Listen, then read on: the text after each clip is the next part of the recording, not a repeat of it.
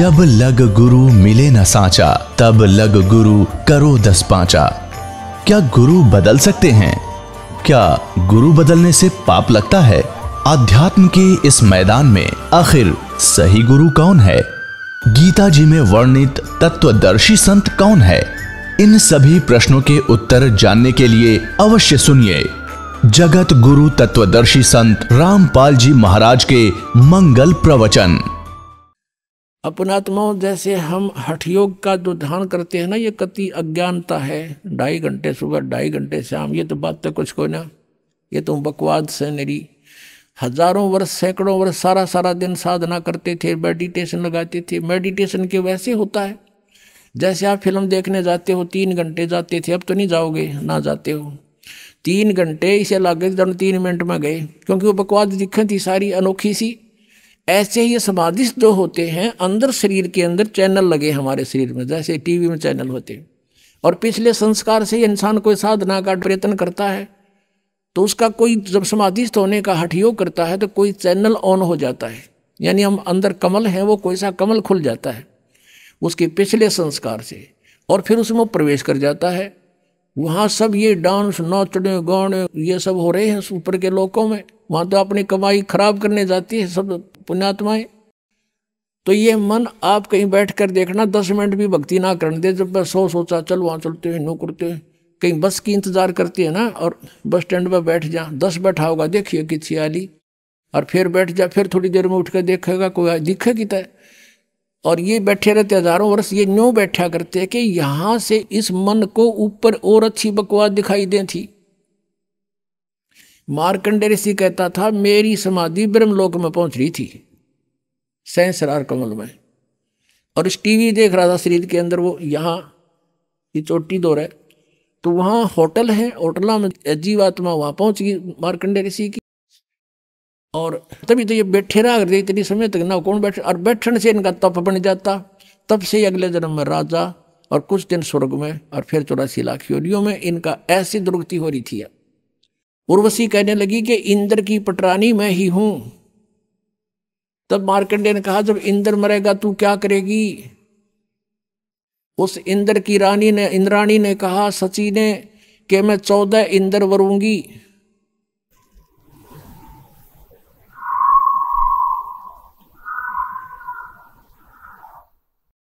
ये भूत मारा कलकी में,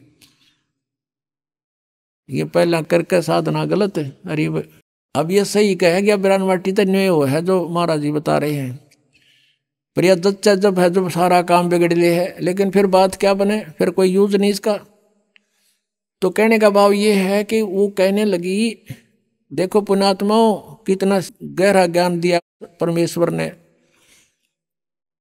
वो जो सची रूप में, इंद्र की पटरानी रूप में जो आत्मा है, उसने कभी जन्म जन्मांतर में कितने पुण्य करे, वो 14 इंद्र मर जाएंगे और वो अकेली उनकी पटरानी बनी रहेगी। उन्हें तो वहाँ सुख भोगने का मतलब है, अपना आनंद लेना है, वहाँ इज्जत बेइज्जती कुछ नहीं है ऊपर के लोगों में। वो तो पटरानी बनी रहेगी।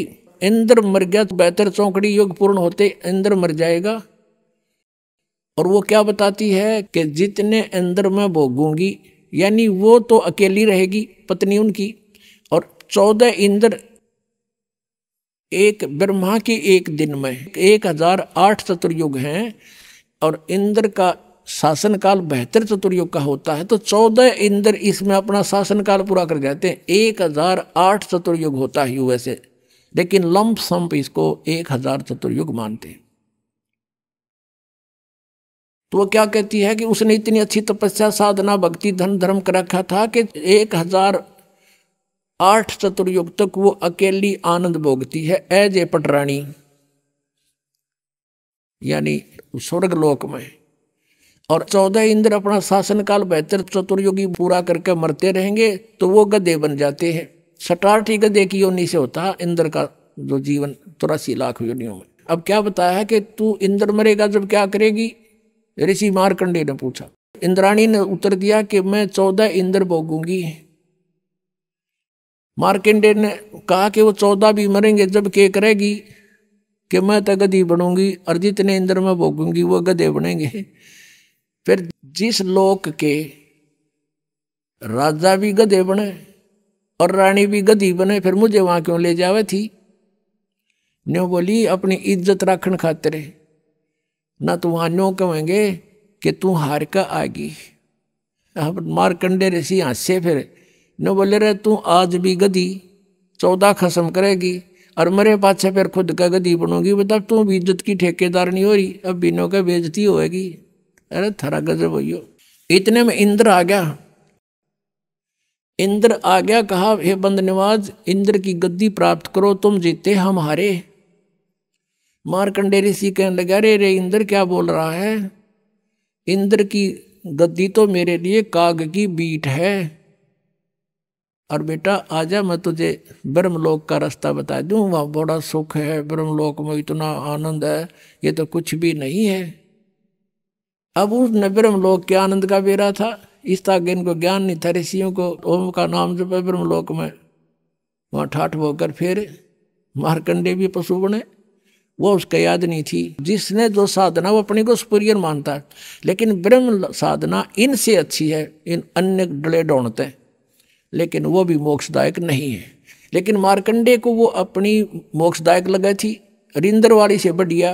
तो इंद्र से कहा कि आजा इंद्र तुझे ऐसा मार्ग बता दूंगा और छोड़ दे इसने।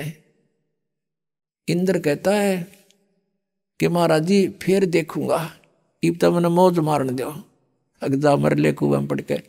अब गधा अपने पाछे के देखेगा, फिर तो कुमार देखेगा। अब जैसे आप जिस ज्ञान से परिचित होते हो, अपने मित्र से, भाई से या किसी और रिश्तेदार से बताते हो, दास के साथ भी ऐसे बनता था। तो सारी बात सुन सुना के वो नो क्या करता, हम उनको बताते भाई पशु बनेंगे, गधे बन जावांगे, कुत्ते बन जाएंगे, फिर तो बिरान मट्टी होगी।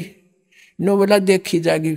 हाँ बता गधे बने पासे के देखी जाएगी, तो कुम्हार देखेगा, फिर तो डायमंड का बोरा गट्टा मारेगा लठे।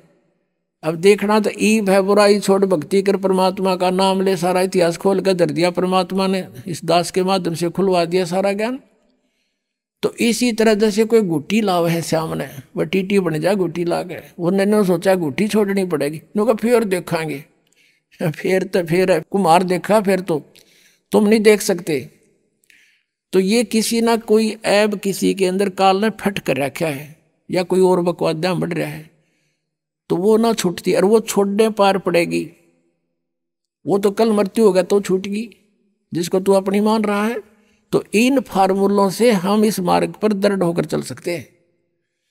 अब इसको लंबा ना करके थोड़ा शॉर्ट में बताते हैं। फिर क्या बताते हैं? इंद्र को भी और ईश की पदवी, और ब्रह्मा वरुण धर्मराया विष्णुनाथ के पुर को जाकर फिर भी वापस आया। कहते असंग जन्म तना मरत्या हो गए, जीवित क्यों ना मरे रे, ये 12 मद महल मठ बोरे बहुर ना दे धरे रे। जीवित मरना किसे कहते हैं? एक तो ये है कि इच्छाओं का नाश करे, बड़ी कोठी बनाना, बड़ी कार लेना है, फिर उधर की बकवास ब्याह शादियों में डांस करना, गुटी लगाना, फिर दहेज देना और लेना, लोग दिखावा करना। कहते ये बकवास छोड़नी पड़ेगी। संसार के चोचलों को देखकर हम नहीं चल सकते, उनसे मन हटाना पड़ेगा। और दूसरा जीवित मरना ये है, जैसे आप जी यहाँ आते हो, मन कोई ना कोई आंट अड़ावेगा आपके, यूँ नुकसान हो जाएगा, नो हो जाएगा, फलाना हो जाएगा। तो उस समय विचार करना चाहिए कि जो व्यक्ति ऐसे कंपलसरी काम के लिए नाइट सर्विस से गया था और वापस आना था, उसने रात्रि में मृत्यु होगी, एक्सीडेंट होगा उसकी। अब कितना कंपलसरी, कितना जरूरी कार्य था जिसके लिए वो रात ही वापस आना चाहता था। अब आप भी गया और वो काम भी रह गया। तो नो इस मन पापी ने समझा दे, जब ये बकवाद करने लग गए, सत्संग की तरफ चले और ये कुछ आंट अड़ावे, तो नो मन जीवित मर ले कि नो सोच ले मैं मर गया और मेरी मृत्यु होगी, और फिर कौन संभालेगा इसने। और चल पड़ा आंख मीच के सत्संग की तरफ। आप देखना इसका कहते बड़ा पुण्य मिलेगा आपको। और फिर 3 दिन के बाद, 4 दिन के बाद आप वापस चले जाओगे, और आप वापस जा करके जो थोड़ा बहुत काम उलट पुलट हो भी गया, वैसे तो होता नहीं भगवान के लिए, जो सच्चे दिल तो चलते ठीक उड़क खड़ा पाओगा भगवान आपको, ये सत्कर मान लेना। लेकिन हम इतना विश्वास नहीं कर पाते सी घर सी, तो इन परमात्मा के विधान के अनुसार चल कर देखें तो यूँ सोच ले 4 दिन में जो काम बिगड़ गया उसने फिर संभाल लेंगे जाके। और जब परमानेंट टिकट कट गई फिर या कौन सा ये पक्का कि हम नहीं मरेंगे, जब मान ले परमानेंट मर गए, मृत्यु होगी, फिर क्या करोगे? वो काम फिर भी रह गया, राम भी रह गया। कहते हैं राम नाम कड़ुआ लाग गए और मीठे लाग गए दाम, दुविधा में दोनों गए, माया मिली ना राम। एक हमारे गुरुदेव जी के शिष्य थे, तलवंडी भाई कस्बा है फिरोजपुर जिले में, और गुरु जी के सतलोक जाने के उपरांत दास की वहां जाके सत्संग करने लग गया था। कुछ दिन किया वहां दूसरे रविवार को, तो उनका गुरुजी के जो शिष्य थे उनका कोई रिश्तेदार आया था, कोई बुढ़िया के शोक व्यक्त करने। शुक्र को आया था, शनिवार को उसने जाना चाहा। उन्होंने कहा कि हमारे यहाँ सत्संग सुनना, सत्संग होगा कल रविवार को 9 से 11 सत्संग है, सत्संग सुनना। बोला मैंने बहुत सुन रखे सत्संग। उन्होंने कहा कि आपने ऐसा सत्संग नहीं सुना होगा, आप अवश्य सुनना।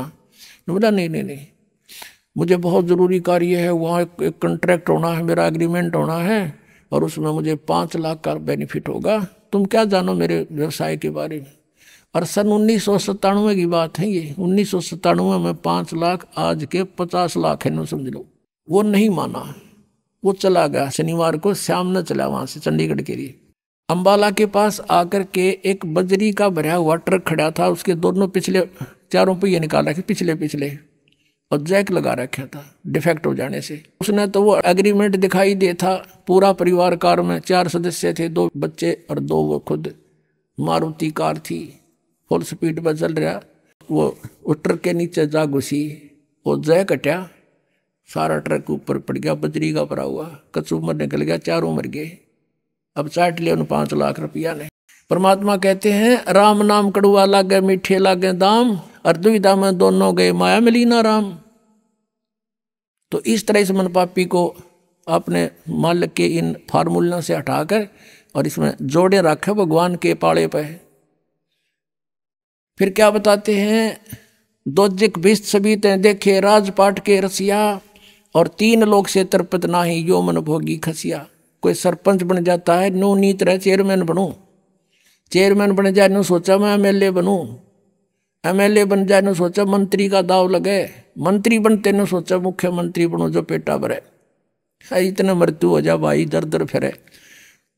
अब जैसे अरुणाचल का एक मुख्यमंत्री, आंध्र प्रदेश का मुख्यमंत्री और पोलैंड देश का पूरा कैबिनेट, पूरा मंत्रिमंडल इंक्लूडिंग प्राइम मिनिस्टर एक जहाज में क्रैश होकर मर गए। ये हेलीकॉप्टर में जा रहे थे जल्दी के मारे, ये दोनों मुख्यमंत्री जी ये यहाँ मर गए। अब इनको कितना कंपलसरी, कितना दूरी काम होगा, तो हेलीकॉप्टरों से यात्रा कर रहे थे, जाता हूँ मीटिंग करूंगा, फलाना करूंगा, फलानी फाइल साइन करूंगा। अब परमात्मा बताते हैं कि इन बातों ने याद करो तुम कि दोजिक भी सभी ते देखे राजपाट के रसिया, और 3 लोग से तरपत नाई यो मन भोगी खसिया। इसने 3 लोग भी दे देना तो भी संतुष्टि नहीं इसकी, न सोचो और कितने पावत जब बात बढ़े। कहते सतगुरु मिले तो इच्छा मिटे, पद मिल पदे समाना, और चल हंसा उस लोक पठाऊं जो आदि अमर अस्थाना। आदरणीय गरीबदास साहब जी कहते हैं कि सतगुरु मिले तो इच्छा मिटे।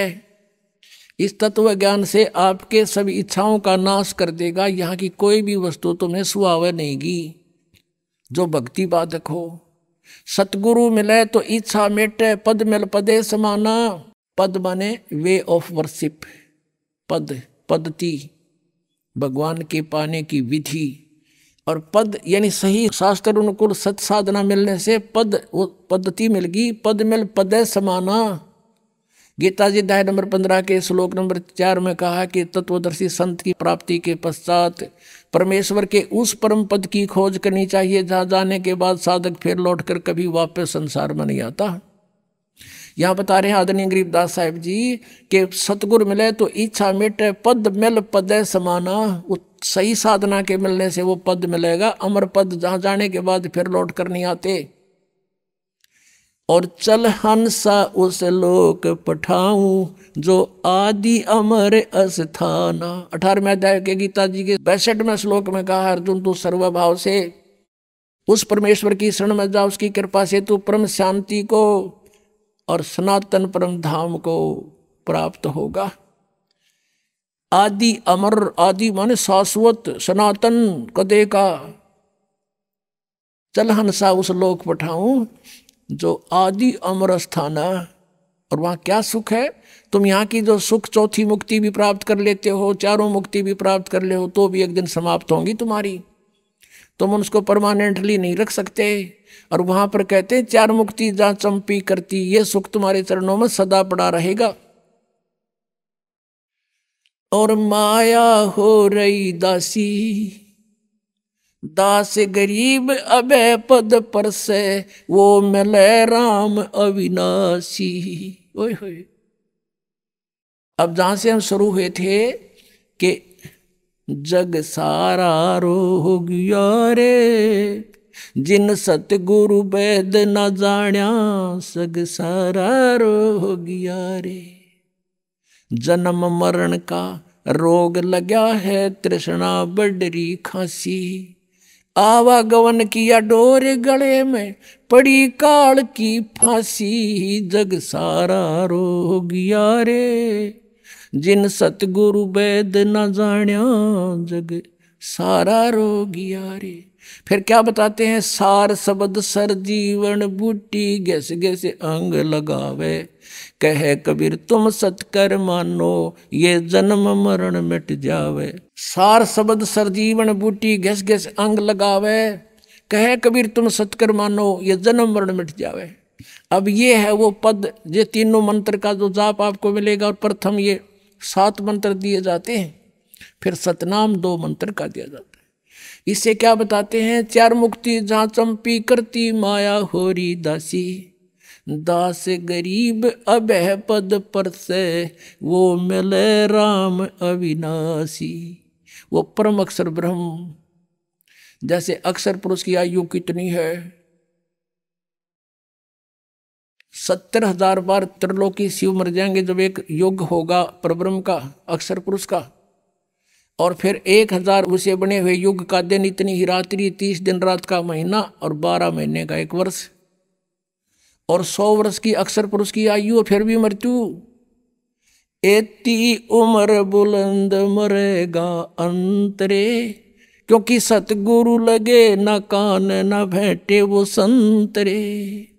चौथे अध्याय के 34वें श्लोक में जिन तत्वदर्शी संतों के बारे में कहा है कि तुम इतनी लंबी उम्र पाकर भी अंत में मृत्यु को प्राप्त होते हो, उसका कारण क्या है? क्योंकि सतगुरु मिले नव भेंटे संतरे। ऐसे संत भक्त नहीं मिले जो इन्हों बतावें कि आज के दिन बरवाड़ा के अंदर है जो कुछ है, और वो सतगुरु की शरण नहीं लेने से। कहते फिर एती उम्र बुलंद, इतनी लंबी आयु होगी तो भी मृत्यु होगी, बिरान माटी जारी रहेगी। तो क्या बताते हैं? समझा है तो सिर दर पाओ, और बौर नहीं रे ऐसा दाओ। बोलो सतगुरुदेव।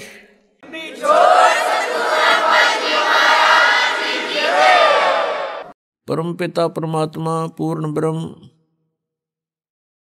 सर्व सृष्टि रचनहार कबीर परमेश्वर जी की असीम कृपा से आप सभी पुण्यात्माएं सत्संग सुन रहे हैं।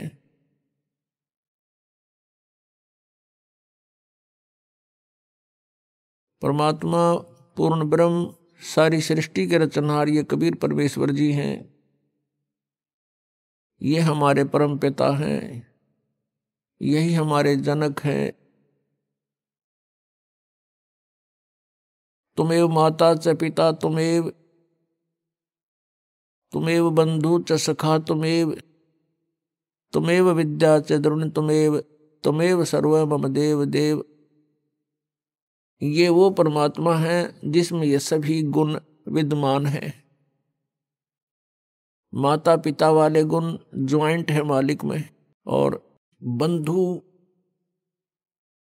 यानी जो भाई है, भाई के गुण भी, ब्रदर के गुण भी परमात्मा में विद्यमान है, और सखा मित्र के गुण भी परमेश्वर में ही हैं। और संसारिक बंधु, संसारिक सखा मित्र ये खरे नहीं उतरते प्रत्येक कसौटी पर। तुमेव विद्या च द्रोण तुमेव, और परमात्मा में ही हमारा धन है। कबीरा सब जग निर्धना, धनवंता ना कोय, धनवंता सो जानियो, जप राम नाम धन होए।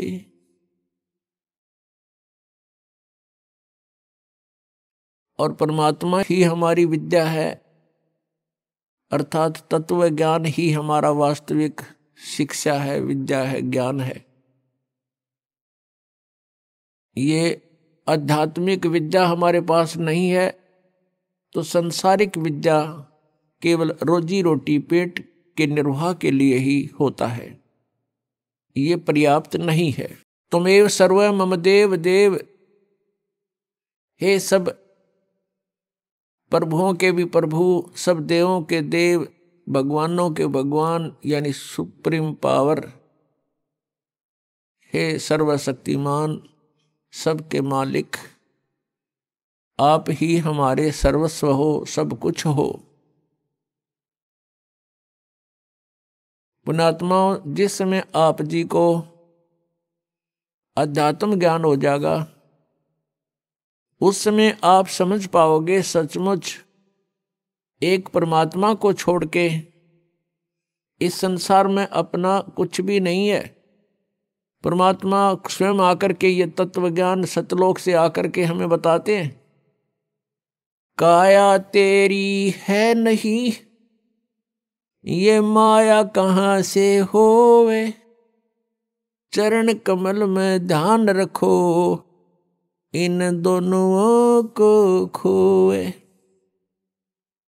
नंगा आया जगत में, नंगा ही तू जावे, बीच में ख्वाबी ख्याल है, ये मन माया भरमावे।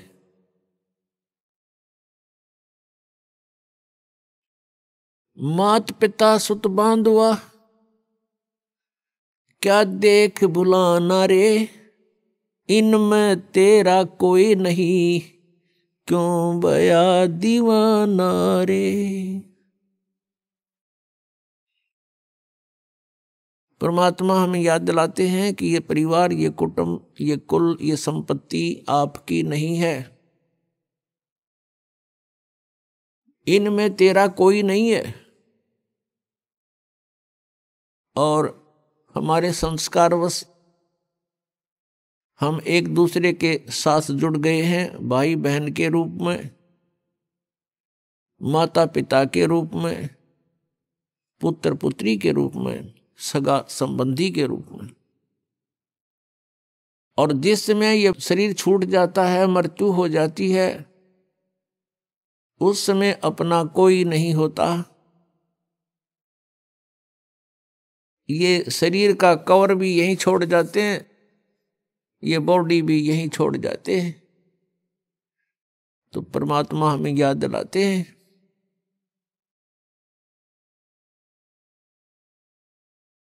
परमात्मा कहते हैं कि तुम यहाँ के वासी नहीं हो, आपका ये ठीक ठिकाना नहीं है, आपका ये स्थायी स्थान नहीं है। 21 ब्रह्मांड के अंदर परमात्मा कहते हैं तुम्हारा मूल स्थान नहीं है, ठिकाना नहीं है। जैसे आप जी का यहां जन्म हुआ, मृत्यु होते ही चलो चलो, फिर पुण्य के आधार से स्वर्ग, पाप के आधार से नरक। जब स्वर्ग का समय पूरा होता है तो वहां से भी मृत्यु, चलो नरक में डालो, नरक का समय पूरा होते ही चलो, फिर गधा बन गया आके पृथ्वी पर, गधे का समय पूरा होते ही फिर कहेगा चलो मृत्यु होगी, फिर कुत्ते की योनि में, फिर मृत्यु होती है कुत्ते की, फिर वहां से चलो, फिर कभी 84 लाख योनियों में कष्ट उठाकर फिर मनुष्य शरीर प्राप्त होता है। तो फिर यही क्रियाएं, और सतभक्ति ना करी तो मृत्यु होते ही फिर चलो, आगे गए ना बावड़े, रहते भी सब जाही, बिन साहेब की भक्ति कहीं ठोड़ ठिकाना नहीं। कहीं ठोर ठिकाना नहीं परमेश्वर कबीर जी की भक्ति के बिना। और सतलोक में जाने के बाद फिर पूर्ण रूप से स्थायी स्थान मिल जाएगा। वहां जाने के बाद प्राणी का फिर जन्म और मृत्यु नहीं होता। जन्म और मृत्यु जब समाप्त हो जाएगी तभी हम परम शांति को और सनातन परम धाम को प्राप्त हो सकेंगे। दूसरे शब्दों में ये कहें कि जब हम सनातन परम धाम को प्राप्त हो जाएंगे तो फिर हमारी ये चलो चलो समाप्त हो जाएगी। श्रीमद् भगवत गीता अध्याय 15 के श्लोक नंबर 1 से 4 में एक बहुत ही निर्णायक ज्ञान दिया है। उसमें कहा है कि उल्टा लटका हुआ ये संसार रूपी वृक्ष है अर्जुन, ऊपर को जो इसकी जड़ है वो तो ऊपर को है और नीचे को तीनों गुण रूपी शाखा है। ऊपर को जो मूल है, जड़ है इस संसार रूपी वृक्ष की, वो तो समझो परम अक्षर ब्रह्म है, परम दिव्य पुरुष गीता ज्ञानदाता से कोई अन्य है। और नीचे को तीनों गुण रूपी शाखा है। और जो संत इस उल्टे लटके हुए संसार रूपी वृक्ष के सभी विभाग भिन्न भिन्न बताता है कि तना कौन प्रभु है, डार कौन प्रभु है और शाखा कौन देव हैं और पत्ते क्या हैं। स वेदवित, वह वेद के तात्पर्य को जानने वाला है, अर्थात वो तत्वदर्शी संत है। श्रीमद् भगवत गीता अध्याय नंबर 4 के श्लोक नंबर 34 में कहा है कि अर्जुन, श्रीमद् भगवत गीता अध्याय नंबर 4 के श्लोक नंबर 32 में जो जानकारी दी गई है कि धार्मिक अनुष्ठानों की जानकारी, यज्ञों की, यज्ञमीन धार्मिक अनुष्ठान की जानकारी, क्रियाओं की जानकारी विस्तार के साथ सच्चिदानंद घन ब्रह्म की वाणी में, ब्रह्म ने मुखे सच्चिदानंद घन ब्रह्म की वाणी में विस्तार के साथ कही है। और उनको जानने के पश्चात तो सर्वकर्म बंधन से मुक्त हो जाएगा। वो तत्व ज्ञान है। गीता जी अध्याय नंबर 4 के श्लोक नंबर 34 में कहा कि उस तत्व ज्ञान को तू तत्वदर्शी संतों के पास जाकर समझ। उनको दंडवत प्रणाम करने से, कपट छोड़कर उनसे विनय करने से वो तत्वदर्शी संत तुझे परमात्म तत्व का ज्ञान कराएंगे। तो यहां गीता जी अध्याय नंबर 15 के श्लोक नंबर 1 में तत्वदर्शी संत की पहचान बताई है कि ऊपर को जड़ वाला, नीचे को तीनों गुण रूपी शाखा वाला ये संसार रूपी वृक्ष है। जो संत इसके सभी विभाग बता देगा तो वो तत्वदर्शी संत है।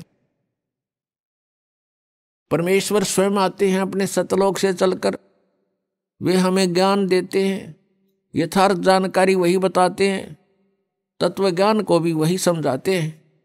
परमेश्वर ने सच्चिदानंद घन ब्रह्म की वाणी में, अर्थात अपने उस तत्व ज्ञान में, सूक्ष्म वेद में 600 वर्ष पहले कबीर वाणी में कहा है, अक्षर पुरुष एक पेड़ है, निरंजन वा की डार और तीनों देवा शाखा हैं, ये पात रूप संसार।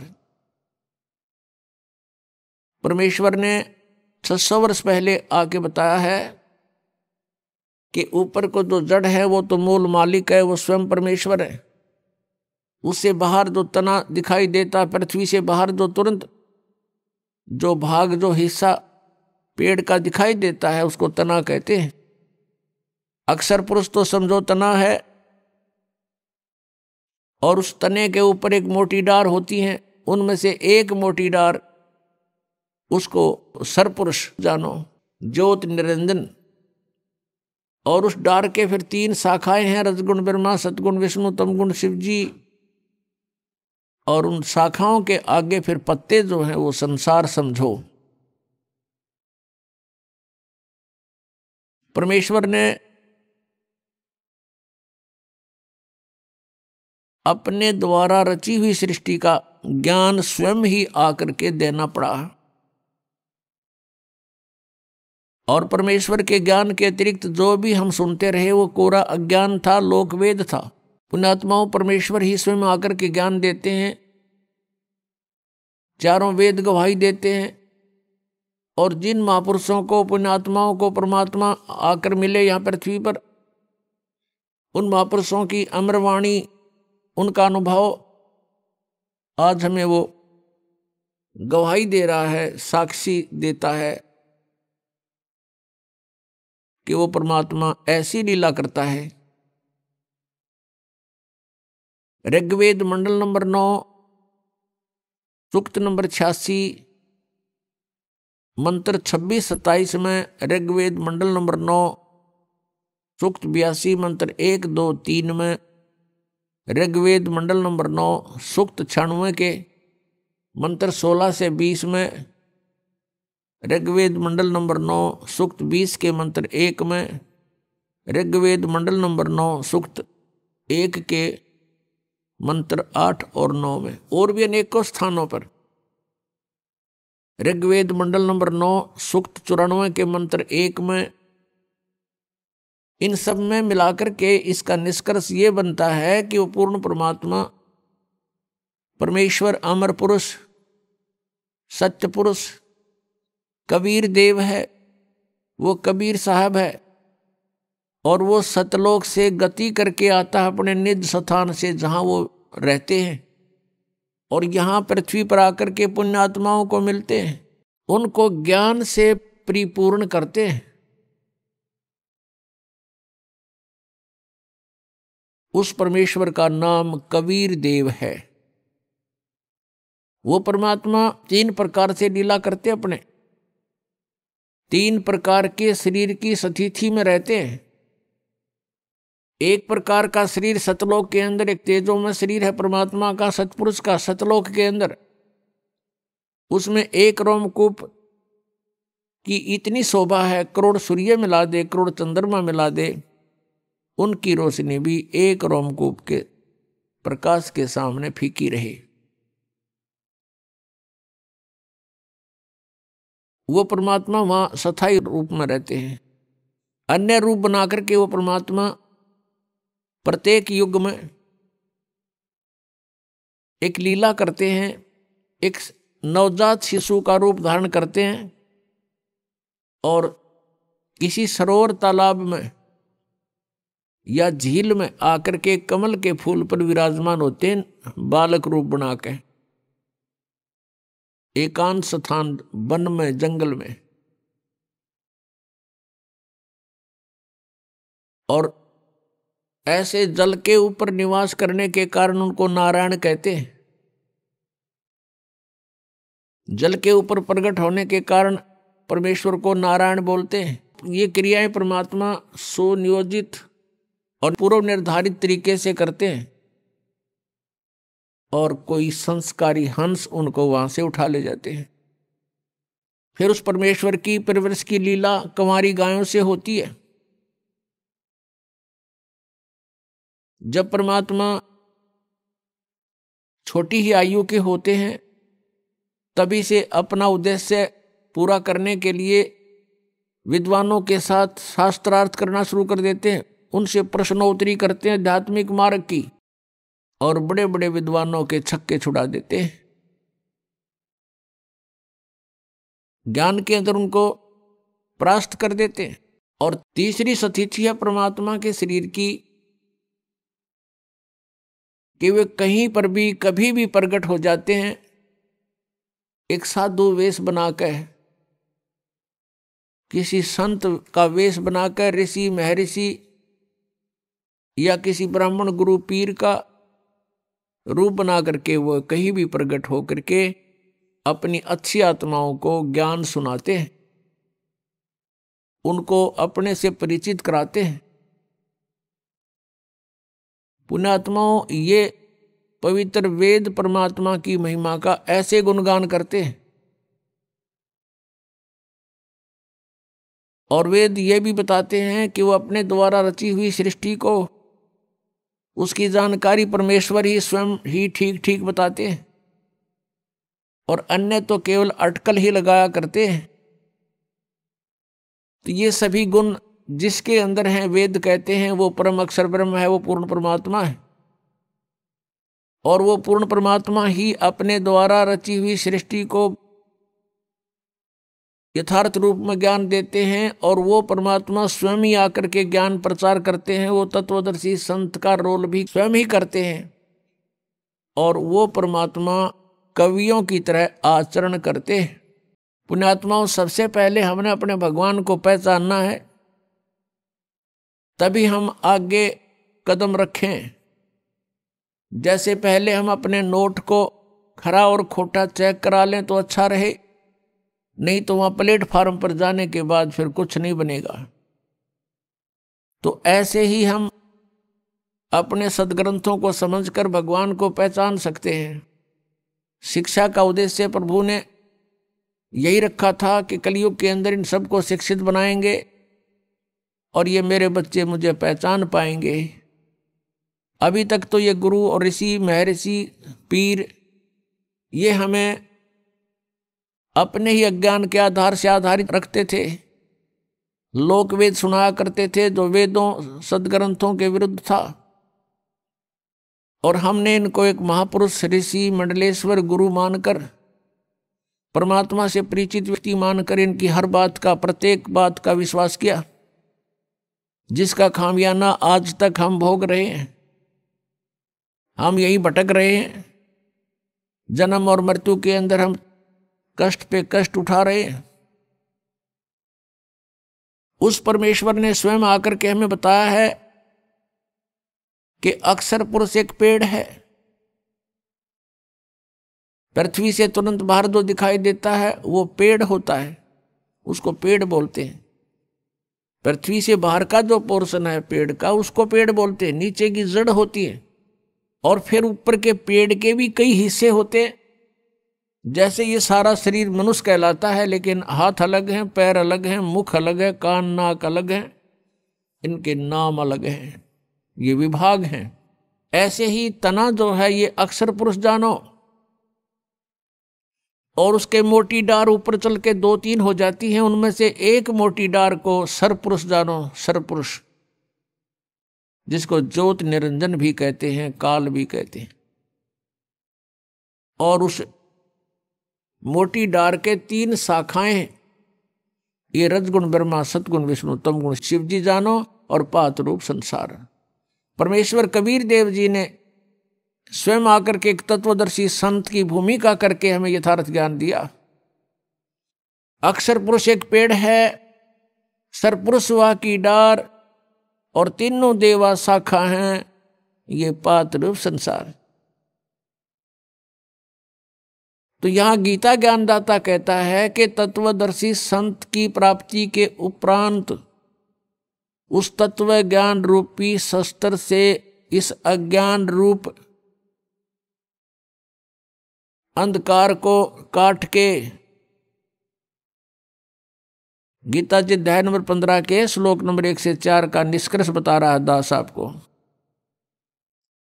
उसके पश्चात परमेश्वर के उस परम पद की खोज करनी चाहिए, जहां जाने के बाद साधक फिर लौटकर कभी संसार में नहीं आते।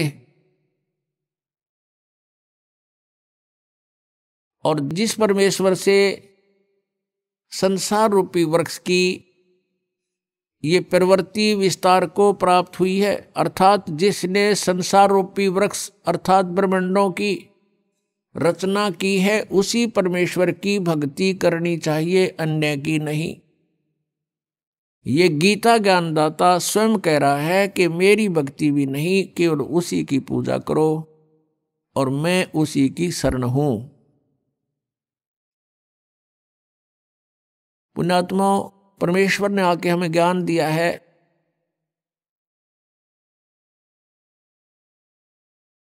आप यहां के वासी नहीं हो,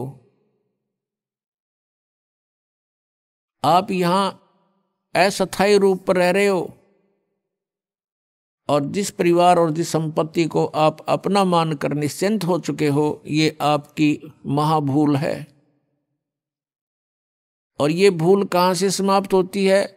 संतों के विचारों से।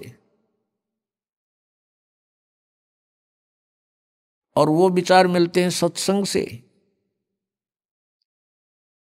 और पुण्यात्माओं, सत्संग आज के दिन 21 ब्रह्मांड में इस दास के अतिरिक्त कहीं पर भी आपको उपलब्ध नहीं है। ये अभिमान नहीं, ये यथार्थ ज्ञान जानना। और जो पुण्यात्माएं इस ज्ञान से परिचित हो चुके हैं, उनको ये आसानी से स्वीकार्य होगा कि सचमुच इस पृथ्वी पर कहीं पर भी वास्तविक आध्यात्मिक ज्ञान नहीं है। यदि किसी ने इस दास से ये वचन सुनकर, सीडी वगैरह देखकर, पुस्तकें पढ़ के और ये ज्ञान ग्रहण करके आगे वो स्वयं वक्ता और गुरु बन बैठा है, तो वो महाशत्रु है समाज का, क्योंकि उसको अधिकार नहीं है, वो अधिकारी नहीं है। यदि वो गुरु बन बैठेगा तो वो अपने भी कर्म बिगाड़ेगा और इनको श्रद्धालुओं को भी जो है हानिकारक होगा। क्योंकि डुप्लीकेट एक ड्राइविंग लाइसेंस या पासपोर्ट बनाने वाला बना तो देगा एज इट इज, कति यूं का यूं, लेकिन उसका आगे चल के जहां उसका निरीक्षण होगा तो वहां फेल हो जाएगा और उस समय बहुत देर हो चुकी होगी। ये ओरिजिनल और डुप्लीकेट पासपोर्ट का अर्थात अधिकारी और अनधिकारी से बने हुए लिए हुए नाम की दीक्षा का आपको उस समय जानकारी होगी जब आपकी मृत्यु हो चुकी होगी, शरीर छूट चुका होगा। और उस समय आपकी बाजू यमदूतों के हाथों में होगी और आप कह रहे होगे कि मैंने गुरु बना रखा था, तुम मुझे क्यों पकड़ रहे हो? फिर वो बताएंगे चलो तेरे पहले लाइसेंस का, तेरे पासपोर्ट को चेक कराते हैं। फिर वो ले जाएंगे वहां धर्मराज के पास और उसको कहेंगे ठोको नरक में, इसके गुरु को भी लाओ पकड़ के, ये डुप्लीकेट गुरु था इसका, इसलिए नरक में डाल दो। तो पुण्यात्माओं, सत्संग में आने से ये ज्ञान होता है। तो गीता जी अध्याय नंबर 18 के श्लोक नंबर 62 में कहा कि अर्जुन, तू सर्वभाव से उस परमेश्वर की शरण में जा, उसकी कृपा से ही तू परम शांति को और सनातन परम धाम को प्राप्त होगा। जब तक जन्म मृत्यु है, शांति नहीं हो सकती प्राणी को। और जब तक ये इस 5 तत्वों के पुतले में जकड़ा हुआ है, तब तक ये निर्भय नहीं हो सकता। 21 ब्रह्मांड में कोई भी प्राणी निर्भय नहीं है। कहते हैं ब्रह्मा का आसन डिगा, जब सुनी काल की गाज। कहते हैं जब काल ने दहाड़ मारी, उस समय यहाँ के प्रधान ब्रह्मा जी का भी आसन डगमगा गया, वो भी भयभीत हो गया। आपने कथा सुनी है कि भस्मागिरी नाम का एक तपस्वी था, भगवान शिव की तपस्या करता था उनको इष्ट मानकर। जब भगवान शिव प्रसन्न हुए, उनसे पूछा बोल क्या मांगता है साधक? भस्मागिरी ने कहा कि मुझे भस्म कड़ा दे दो।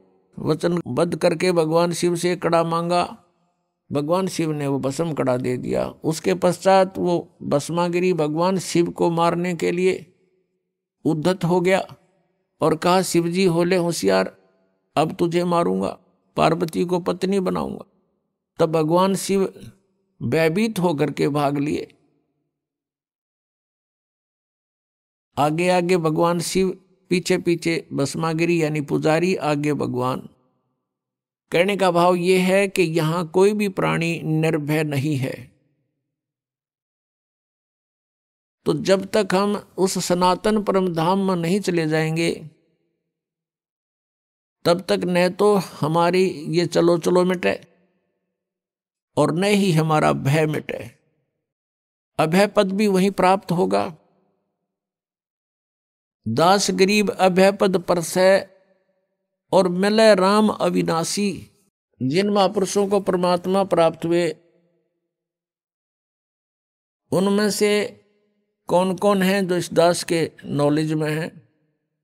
आदरणीय धर्मदास साहिब जी, आदरणीय मलुकदास साहिब जी, आदरणीय नानक साहिब जी, आदरणीय दादू साहिब जी, आदरणीय गरीबदास साहिब गांव छुड़ानी जिला जज्जर हरियाणा वाले, और आदरणीय घीसा दास साहिब जी। अपने आत्माओं गरीबदास जी का पूरी डिटेल इसलिए देनी पड़ती है कि गरीबदास नाम के कई नकली संत भी जो है वेल नोन हुए हैं। आइए अब हम उन श्रद्धालुओं के अनुभव जानते हैं जो जगत गुरु तत्वदर्शी संत रामपाल जी महाराज जी से दीक्षा प्राप्त कर चुके हैं तथा उनके द्वारा बताए गए भक्ति मार्ग पर चल रहे हैं। नमस्कार सर। नमस्कार सर। सर क्या नाम है आपका? जी आस्करण टोंडे सर। सर कहाँ से हैं आप? मैं जिला गिरिबंद छत्तीसगढ़ से हूँ सर। संत रामपाल जी महाराज से नाम दीक्षा आपने कब ली? सर अगस्त 2019। आस्करण जी आपने क्या क्या भक्ति साधनाएं की हैं अभी तक? जो चल रहा था जैसे कि दुर्गा जी का आया तो हम लोग दुर्गा उपास रह जाते थे 9 दिन तक के। गणेश जी आए तो गणेश जी का पूजा पाठ करते थे, और घर में जैसे कि जो देवी देवता है उसकी पूजा करते थे ऐसे। और ज़्यादा मैं काली जी की पूजा करता था, काली जी को ज़्यादा मानता था।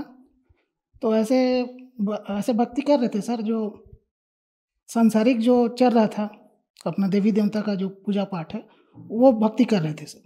आस्करण जी जैसे कि आपने बताया कि आप भक्ति साधनाएं कर ही रहे थे, तो फिर क्या कारण बना कि आप संत रामपाल जी महाराज जी की शरण में गए? जी सर, ये संत रामपाल जी महाराज के शरण में ऐसे आया सर, टीवी देख रहा था सर, संत रामपाल जी महाराज का निःशुल्क पुस्तक वाला देखा सर कि यहाँ आध्यात्मिक पुस्तक निःशुल्क में मंगाई जाती है करके। तो मुझे भी प्रेरणा हुई कि मैं भी मंगा लेता हूँ करके। तो वहाँ से मैंने एक पुस्तक मंगाया सर, निःशुल्क पुस्तक है ज्ञान गंगा की।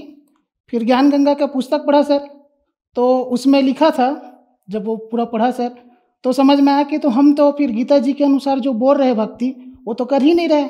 हमारे जो वेदों में जो जिस पूर्ण परमात्मा की भक्ति करने के लिए कहा है, जैसे कि ऋग्वेद मंडल 9 सूक्त 1 मंत्र 9 में लिखा है कि वो पूर्ण परमात्मा जब शिशु रूप धारण करके आता है तो उसकी जो परवरिश की लीला कुंवारी गाय से होता है। तो ये लीला करी किसने? तो वहाँ उस पूर्ण परमात्मा की पूरी जानकारी दी थी। तो वो सब ज्ञान जब पढ़ा सर जी, तब संत रामपाल जी महाराज से हमने नाम दीक्षा लिया। रायपुर नामदान केंद्र में गया सर, और वहाँ संत रामपाल जी से नाम दीक्षा लिया।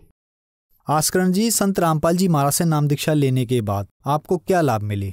सर जी, लाभ तो बहुत हुए हैं और पल पल होते रहते हैं। उसमें से मैं मोटा मोटा बताऊं सर, तो जैसे कि मुझे साइनोसाइटिस था सर। साइनोसाइटिस ऐसा था सर कि जैसे मैं रात में सोता था तो मेरा नाक ब्लॉक हो जाता सर, नोज, और मैं सांस नहीं ले पाता था, अचानक बंद हो जाता था, तो मैं रात में उठ के बैठ जाता था। उसके अलावा बहुत सारे जैसे कि एलर्जी हो गया था सर। साथ ही साथ एलर्जी बोले तो मैं दूध का चाय नहीं पी पाता था, दही खट्टा चीज़ नहीं खा पाता था, धूल से एलर्जी थी सर, धूल जैसे जाता था, एसी से एलर्जी थी सर, ठंडा चीज़ पानी नहीं पी पाता था, अगर पी लेता तो वही सांस नाक ब्लॉक हो जाता था सर। ऐसे बहुत सारे ना समस्या थी। तो मैं डॉक्टर के पास गया सर। तो डॉक्टर यहाँ फूल चौक में है, डॉक्टर मटरेजा, नाक कान गला विशेषज्ञ, उसके पास भी दिखाया सर, और बहुत सारे एम्स में भी गए सर। तो वहाँ एक्सरे करवाने के लिए बोला, एक्सरे करवा दिया सर। एक्सरे करवाने के बाद पता चला कि आपको तो लेफ्ट नोज में साइनोसाइटिस है, आपको तो ऑपरेशन कराना पड़ेगा करके। तो पहले जो विशेषज्ञ थे सर डॉक्टर मटरेजा, उससे इलाज करवाया सर। तो उसने 2 बार नाक साफ किया तो ठीक ही नहीं हुआ। फिर मैं तीसरी बार एम्स में गया सर, एम्स का भी दवाई लिया जैसे ही लेता था सर तो थोड़ा बहुत आराम था, उसके बाद फिर वैसे ही चालू हो जाता था। ठीक नहीं हुआ तो फिर डॉक्टर मटरेजा बोले सर कि आपको ऑपरेशन करवाना पड़ेगा करके। तो ऑपरेशन करवाने के लिए बोले सर, तो और ये भी बोले कि ऑपरेशन आपका सक्सेस होगा कि भी नहीं होगा ये पता नहीं करके। तो फिर उसी दौरान मैंने नाम दीक्षा लिया, संत रामपाल जी महाराज से नाम दीक्षा लिया। संत रामपाल जी महाराज के नाम दीक्षा लेने से जो मंत्र दिए सर, वो मंत्र जाप करने से ही बिना ऑपरेशन किए ही 15 दिन के अंतर्गत मेरा जो समस्या था सर, जो जिसके कारण मैं ना तो शक्कर का चाय पी पा रहा था, ना दूध का सेवन कर पा रहा था, धूल में नहीं जा पा रहा था, एसी में नहीं बैठ पा रहा था, वो सारा समस्या सर संत रामपाल जी महाराज के दिए गए नाम के जाप से ही ठीक हो गया सर। और भी बहुत सारे लाभ हुए सर, जैसे कि इसके अलावा मेरे यहाँ छोटी सी बच्ची है 4 साल की, उसको सर 2 बार ना फीवर हो गया था। तो जब फीवर ज़्यादा हो जाता था तो उसको वो बेहोश हो जाती थी सर, मतलब उसको झटका आ जाता था। तो हम लोग उसको भर्ती किए, तो डॉक्टर ने बोला कि इलाज करवाए। फिर डॉक्टर बोले कि बेटा अगर तीसरी बार अगर ना इसको ना ऐसी आ गया और झटका फीवर के कारण, तो इसको ज़िंदगी भर या तो इसको जान का खतरा है, या तो ये ज़िंदगी भर ना मस्तिष्क का जो बीमारी मनोविज्ञान वाला बोलते हैं, उसकी गोली आपको इसको खिलाना पड़ेगा करके, ज़िंदगी भर इसको खिलाना पड़ेगा करके। तो उसमें भी संत रामपाल जी महाराज की दया हुई। एक बार ऐसा हुआ कि हम लोग आ रहे थे, तो हम लोग इस चक्कर में हमेशा पैरासीटामॉल का गोली आइबुप्रोफेन का जो डॉक्टर दिए थे उसको रखे ही रहते थे, ताकि अगर फीवर हुआ तो समय पर खिला सके करके। एक दिन ऐसा हुआ, वो दवाई हमारे पास नहीं था, तो वो दवाई नहीं था, तो और उसी बीच में रात के 11 बजे के आसपास है, रात के 11 बजे हमारी बच्ची को बहुत तेज़ बुखार हो गया सर। और हमको ऐसा लगा कि किसी ने जगाया हमको करके, और वो बच्ची ना एकदम तेज़ बुखार के कारण काँप रही थी सर, और हमारे पास दवाई भी नहीं था, जाए तो करे तो क्या करे।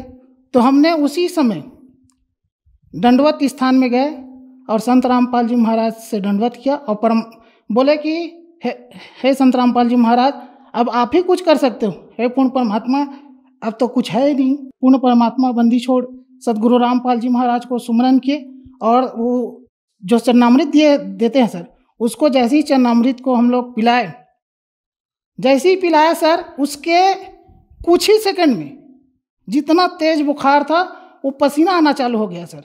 वो बच्ची की जान बची सर, नहीं तो आज बहुत अनहोनी हो जा रही थी, उससे राहत मिली सर। और हमारी यहाँ हमारी पत्नी है सर, नाम दीक्षा लेने से पहले उसको महाराज लोग जैसे है भट्टी उट्टी लोग रहते हैं, उसको बता दिए थे कि इसकी जीवन रेखा बहुत ही कम है, जैसे इसका सुख का समय आएगा इसकी आयु समाप्त हो जाएगी, ऐसा करके बता दिए थे सर। उसी समय ऐसा घटना हुआ, ऐसे एक्सीडेंटल हुआ, तो परमात्मा ने उसे भी, जैसे सदगुरु संत रामपाल जी महाराज की वाणी है कि संत शरण में आए से आए टले भला, और जो मस्तक पे सूली है वो कांटे में टल जाए, ऐसे उसको उस दुर्घटना को टाला परमात्मा ने और उसकी आयु बढ़ाई सर। और क्या बताऊं सर, बहुत सारे ऐसे चमत्कार होते रहते हैं परमात्मा की दया से।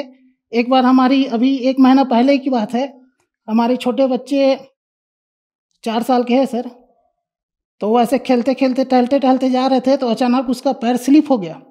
जैसे ही पैर स्लिप हुआ तो आगे से एक बाइक सवार आ रहे थे, और अचानक से स्लिप हुआ सर, तो वो संभाल नहीं पाए, तो उसके पैर वो आगे चक्का में जो बाइक है उसके में आ गया सर आगे।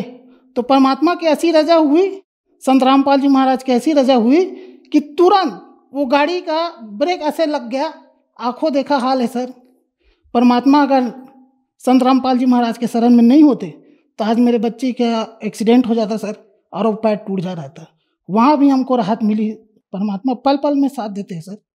सर जी मैं एक और बताना चाहूँगा, जैसे मेरे यहाँ सासू माँ है, उसको कैंसर था सर, तो उसको कैंसर था, और वो कैंसर इतना बढ़ गया था सर कि डॉक्टरों ने बोल दिया था कि उसे कीमोथेरेपी देना पड़ेगा करके।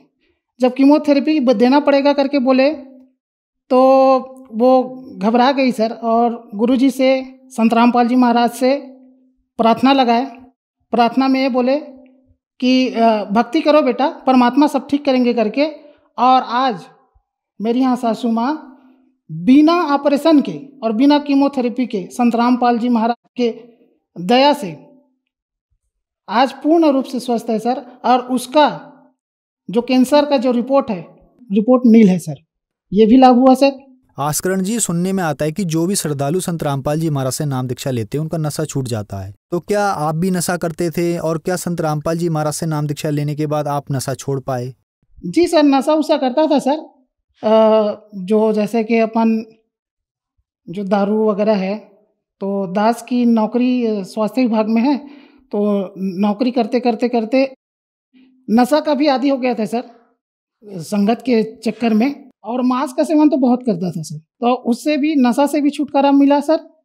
आस्करण जी, जैसे कि आपने बताया कि आप एक गंभीर बीमारी से पीड़ित थे, आपने विशेषज्ञों को भी दिखाया और एम्स में भी दिखाया। एम्स में भी आपको बता दिया कि आपको इसका ऑपरेशन कराना पड़ेगा, लेकिन संत रामपाल जी महाराज से नाम दीक्षा लेने के बाद ना तो आपने कोई ऑपरेशन कराया, ना इस बीमारी की कोई दवा खाई, और आप ठीक हो गए। तो सर, ऐसा कैसे संभव हो रहा है जहाँ एम्स जैसे बड़े बड़े हॉस्पिटल से निराश व्यक्ति संत रामपाल जी महाराज से नाम दीक्षा लेते हैं और वो ठीक हो जाते हैं?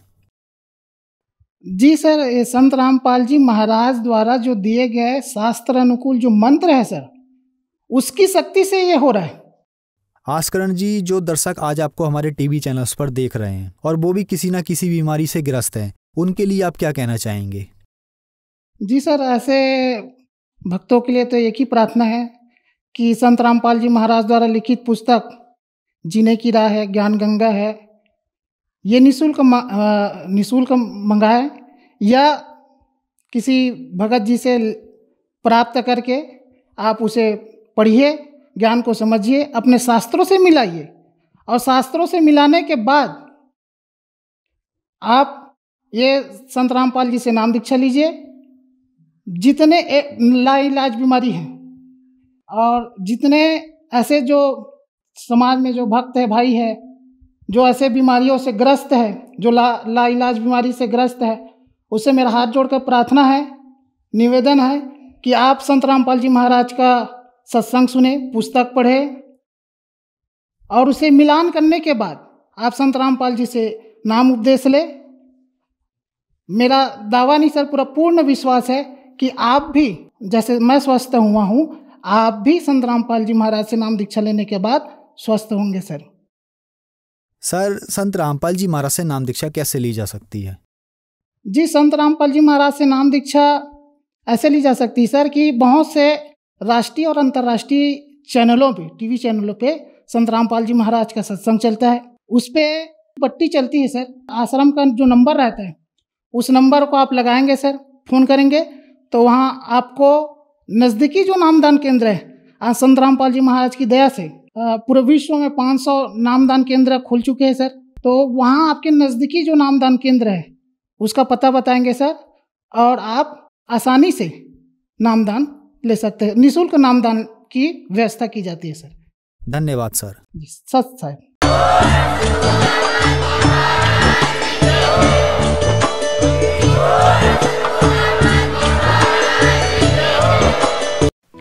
आप सुन रहे थे जगत गुरु तत्वदर्शी संत रामपाल जी महाराज के मंगल प्रवचन। अधिक जानकारी के लिए संपर्क करें।